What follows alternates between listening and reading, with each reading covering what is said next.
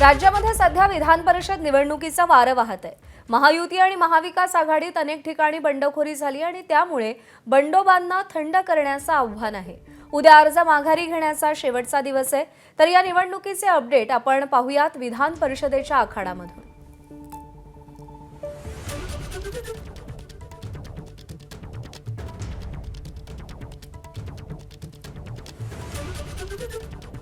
उमेदवारी अर्ज मागे घेण्याचा उद्या शेवटचा दिवस आहे। त्यामुळे किती बंडखोर आपला उमेदवारी अर्ज मागे घेतात आणि महायुती आणि महाविकास आघाडीतल्या नेत्यांना ही बंडखोरी शमवण्यात किती यश मिळतं याची कसोटी पुढच्या काही तासांमध्ये होणार आहे।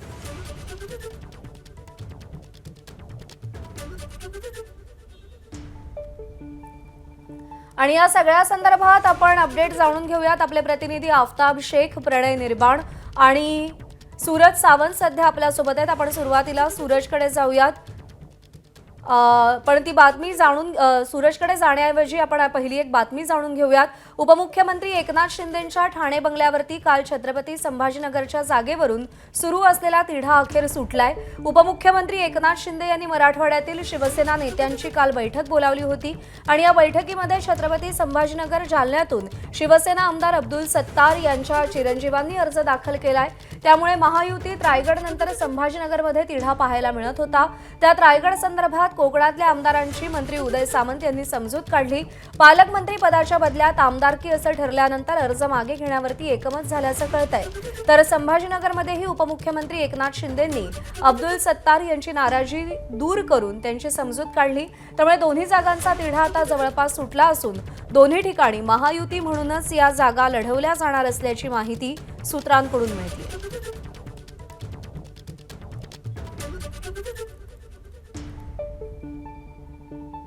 आणि या सगळ्या संदर्भात अपडेट जाणून घेऊयात। सूरज सावंत आपले प्रतिनिधी आपल्याला अधिक अपडेट देत आहेत। सूरज, रायगडमधला तिढा सोडवण्यात तर यश मिळालेलं आहे, पण छत्रपती संभाजीनगर संदर्भात काय नाराजी दूर केल्याचं कळतंय, पण पुढे नेमकं काय होणार आहे?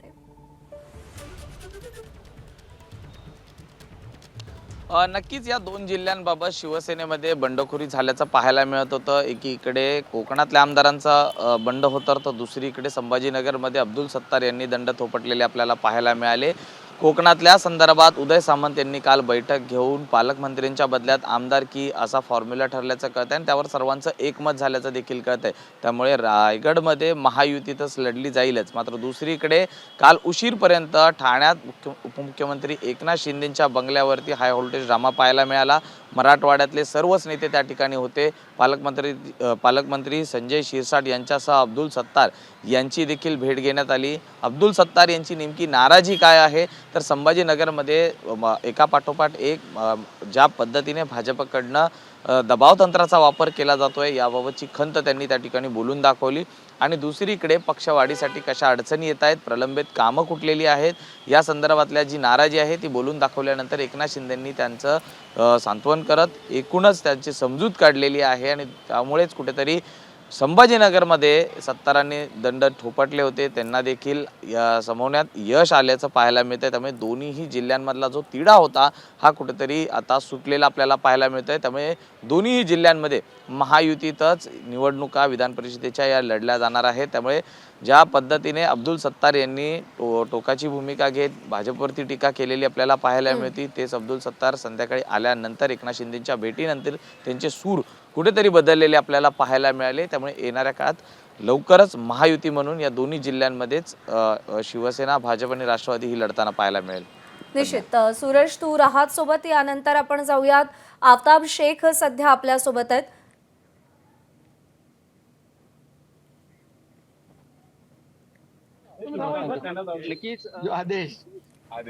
दरम्यान आफताबकडून आपल्याला अपडेट जाणून घ्यायचे, पण या बैठकीनंतर एकनाथ शिंदे आणि अब्दुल सत्तार यांनी काय म्हटलंय आपण पाहूया।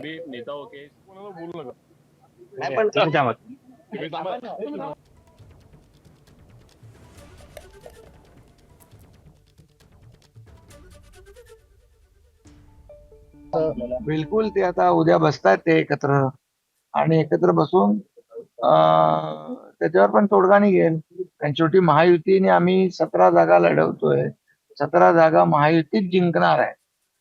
त्यामुळे पूर्णपणे बहुमत जे आहे, मेजॉरिटी आहे नंबर जे आहेत महायुतीकडे जास्ती आहेत. पण अब्दुल सत्तार आता अरे मागे अब्दुल घेतील. सत्तार यांना सांगितलेलं आहे महायुतीचा प्रथा आणि महायुतीचे नियम आपण पाळायचे.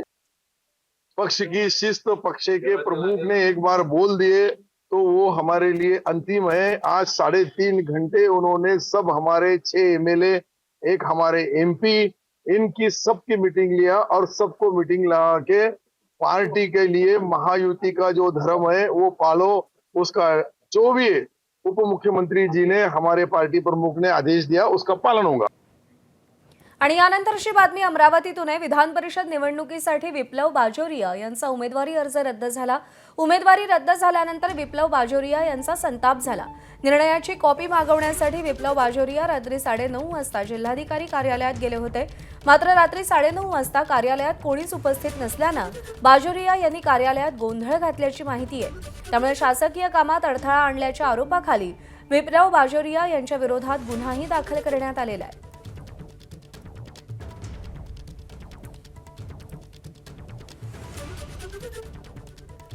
प्रणय निर्माण आपले प्रतिनिधी आपल्याला या सगळ्या संदर्भात अपडेट देतील। प्रणय, विप्लव बाजोरिया यांचा उमेदवारी अर्ज रद्द झालाय, तो रद्द होण्यामागची कारणं काय आहेत आणि आता अमरावतीतल्या विधान परिषद निवडणुकीचं चित्र काय पाहायला मिळतंय?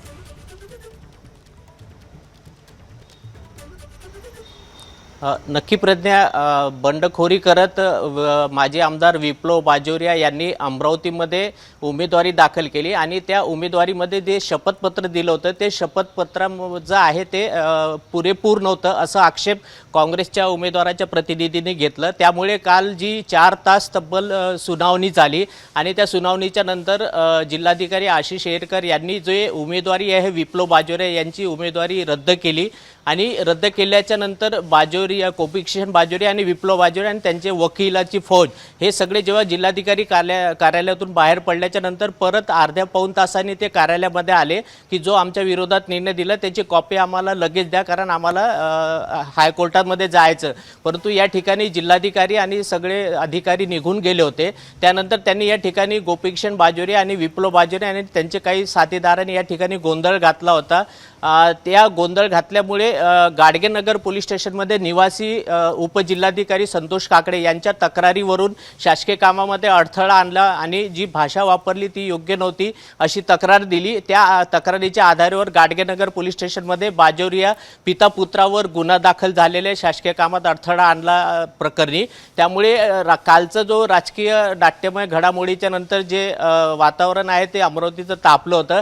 आता बाजोरिया हे हायकोर्टात जाणार असं त्यांनी कालच सांगितले, परंतु भाजपची जी प्रवीण पोटे जे उमेदवार आहेत ते आणि काँग्रेसचे हर्षजित देशमुख या दोघांमध्ये आता काटेकी टक्कर जी आहे ती आपल्याला अमरावतीमध्ये पाहायला मिळणार आहे। परंतु आता बाजोरिया पिता पुत्र हे काय भूमिका घेणार, कारण त्यांना जी निर्णयाची कॉपी ती अद्याप मिळालेली नाही। त्यांना आज 11 वाजता जेव्हा जिल्हाधिकारी कार्यालय ऑफिसमध्ये जिल्हाधिकारी येतील त्याच्यानंतर त्यांना कॉपी मिळेल आणि ते कॉपी मिळाल्याच्या नंतर हायकोर्टात जाणार असं त्यांनी आपल्याला एबीपी माझाला काल रात्री सांगितलेलं होतं।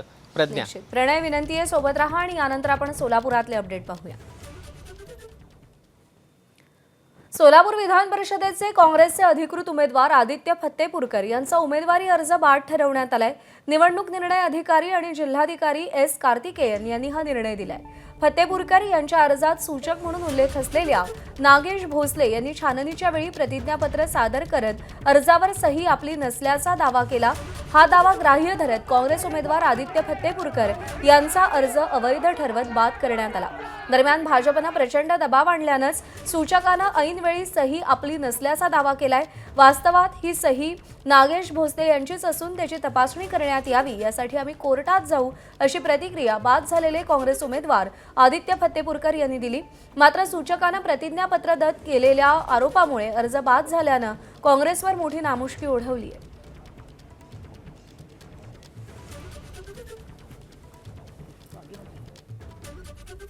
मी कोणाचे पैसे घेत नसतो।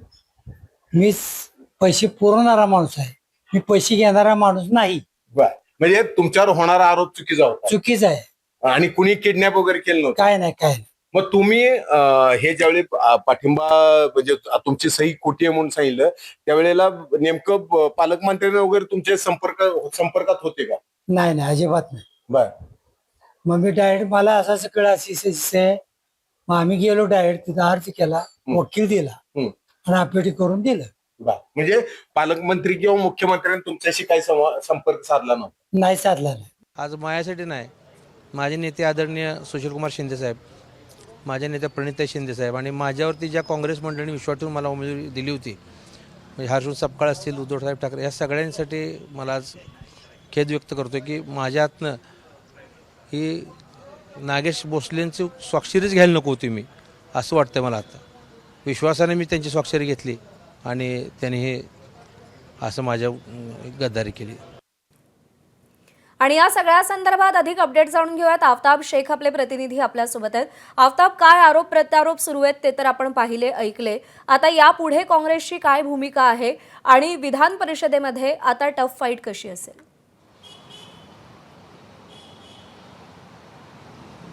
प्रज्ञा, खरं तर सोलापूरमध्ये काल विधान परिषदेच्या या अर्जछाननी दरम्यान अतिशय नाट्यमय अशा घडामोडी एकंदरीत घडलेल्या आपल्याला पाहायला मिळालं. स्वाक्षरी नाट्य जे ते दिवसभरामध्ये घडलेलं होतं. त्यानंतर काँग्रेसचे उमेदवार आदित्य फत्तेपूरकर यांनी उच्च न्यायालयामध्ये धाव घेणार असल्याचं कालच सांगितलेलं आहे आणि त्यानुसार आज काँग्रेस जी आहे ती कालच्या ज्या अर्ज बाद ठरल्याची प्रत आहे ती मिळवून उच्च न्यायालयामध्ये धाव घेते का हे देखील पाहावं लागणार आहे. कारण नागेश भोसले यांनी सांगितलेलं आहे, प्रतिज्ञापत्र त्यांनी सादर केलेलं आहे की आपली ती सहीच नव्हती. तर दुसरीकडे आदित्य फत्तेपूरकर यांचं असं म्हणणं आहे ती सही त्यांचीच आहे, त्याची फॉरेन्सिक तपासणी झाली पाहिजे, त्या अर्जाच्या सहीची हस्ताक्षर त्याची तपासले गेले पाहिजेत. यासाठी ते आज उच्च न्यायालयामध्ये धाव घेणार आहेत. काँग्रेस या सगळ्या प्रक्रियेमध्ये उच्च न्यायालयामध्ये आज धाव घेते का आणि त्याचा परिणाम या सगळ्या विधान परिषदेच्या निवडणूक प्रक्रियेवरती होतो का हे देखील पाहणं महत्त्वाचं ठरणार आहे. तर दुसरीकडं आत्ता भाजपचं लढाई जे ते संख्याबळानुसार एकतर्फी आधीच होती, मात्र त्यांच्यासमोर अजूनही जवळपास 6 उमेदवार निवडणुकीच्या रिंगणामध्ये आहेत. त्यापैकी जवळपास 3 उमेदवार हे महाविकास आघाडीच्या संबंधातले आहेत. राष्ट्रवादी काँग्रेसचे शरद पवार गटाचे उमेदवार यशवंत देशमुख हे स्वतः रिंगणात आहेत, तर उद्धव ठाकरे गटाचे 2 उमेदवार आहेत. तर उत्तम जानकर जे आमदार आहेत त्यांचे सुपुत्र हे देखील निवडणुकीच्या रिंगणामध्ये आहेत. या सगळ्यांचं आव्हान भाजपसमोर असणार आहे. त्यामुळे भाजप एकीकडं ही निवडणूक बिनविरोध व्हावी यासाठी सगळं प्रयत्न करत असताना महाविकास आघाडीच्या या उमेदवारांना महाविकास आघाडी आता काँग्रेसचा अधिकृत उमेदवार बाजानंतर कोणाला पाठिंबा देते का हे देखील पाहावं लागणार आहे. आज दिवसभरामध्ये काँग्रेसच्या खासदार प्रणिती शिंदे असतील, राष्ट्रवादीचे खासदार धैर्यशील मोहिते पाटील असतील, हे सगळे नेमके काय भूमिका घेतात हे सगळं पाहणं महत्त्वाचं असणार आहे. तर दुसरीकडे भाजपसमोर महायुतीतले काही मित्रपक्षातले अपक्ष म्हणून उभे असलेले नेते देखील आहेत.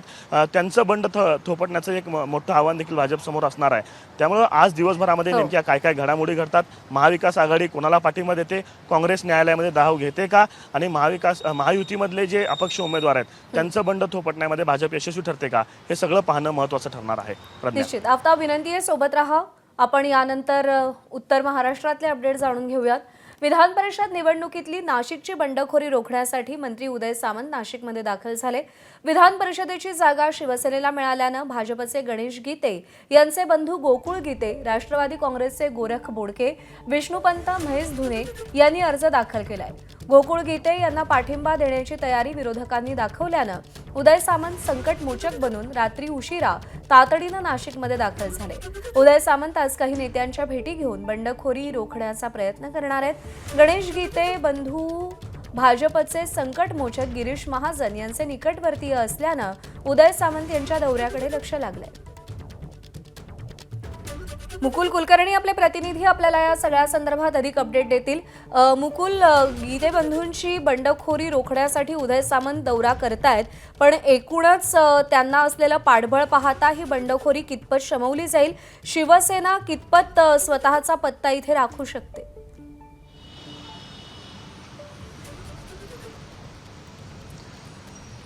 उमेदवारी अर्ज भरण्याच्या शेवटच्या दिवशी शेवटच्या क्षणाला गोकुळ गीते यांनी आपला उमेदवारी अर्ज दाखल केलेला आहे आणि त्यावेळी त्यांनी तिथे सांगितलं होतं की माझी उमेदवारी ही ठाम राहणार आहे.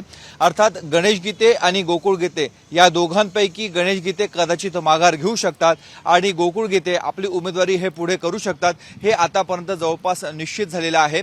गोकुळ गीते यांच्यासाठी मालेगावमधील इस्लाम पार्टी समाजवादी पक्ष काँग्रेस MIM यांची देखील त्यांना मदत मिळण्याची दाट शक्यता आहे. आणि दुसरीकडे जर आपण बघितलं तर महाविकास आघाडीने आपला उमेदवार हा शेवटच्या क्षणी उमेदवार अर्ज हा दाखलच केलेला नव्हता. त्याच वेळेस ठाकरेंच्या शिवसेनेचे नेते रवींद्र मिरलेकर यांनी या निवडणुकीमध्ये घोडेबाजार होतो त्यामुळे आम्ही आमचा उमेदवार देत नाही असं म्हणत माघार घेतलेली होती. आता महाविकास आघाडीकडे जे मतं आहेत, ठाकरेंच्या शिवसेनेचे 45 आहेत, काँग्रेसचे 13 मतं आहेत, त्याचबरोबर शरद पवारांच्या राष्ट्रवादीचे देखील 4 ते 5 मतं आहेत. या मतांसह इतर इस्लाम पार्टी आणि या मतांची गोळाबेरीज जर केली तर ती जवळपास 155च्या आसपास जाते आणि त्यामुळे दुसऱ्या पसंतीची मतं देखील आपल्याकडे खेचता यावी आणि जे महायुतीचे मतं आहेत ती फोडण्याचा प्रयत्न गीते यांच्याकडनं सुरू आहे. याचा जो फटका आहे तो फटका थेट नरेंद्र दराडे जे महायुतीचे अधिकृत उमेदवार आहे, शिवसेनेचे उमेदवार आहेत, त्यांना बसणार आहे. त्यामुळे उदय सामंत हे नाशिकमध्ये दाखल झालेले आहेत. काल रात्री उशिरा ते नाशिकमध्ये आलेत आणि आज ते पक्षाच्या पदाधिकाऱ्यांसोबत ज्यांची भेट घेणं आवश्यक आहे. कारण नरेंद्र दराडे यांच्या व्यतिरिक्त इतर 7 जणांनी उमेदवारी अर्ज दाखल केले, त्या सर्वांची माघार घेण्याचा प्रयत्न सुरू राहणार आहे. कारण उद्या माघारीचा हा शेवटचा दिवस आहे. निश्चित. मुकुल, आफ्ताब, प्रणय आणि सूरज, तुमच्या चौघांचेही आभार या सगळ्या संदर्भात अपडेट दिल्याबद्दल. ABP माझा, उघडा डोळे बघा नीट.